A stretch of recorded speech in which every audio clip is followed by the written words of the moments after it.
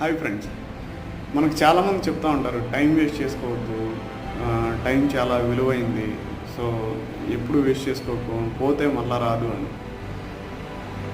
దాని గురించి ఎప్పుడైనా ఆలోచించారా? టైం పోతే మళ్ళా రాదు కాదు, మనం పోతే మళ్ళా రాము. సో అంటే టైం ఎప్పుడు ఉంటానే ఉంటుంది, కానీ మనం ఉంటాం. సో మన లైఫ్ ఉండదు.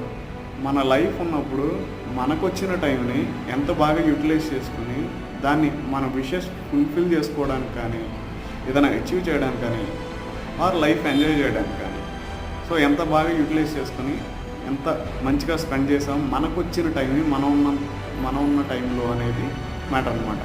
సో టైం వేస్ట్ చేసుకోకు అంటే అర్థం వేరే వాళ్ళ టైంని, ఆ టైంని, ఈ టైంని వేస్ట్ చేయడం కాదు.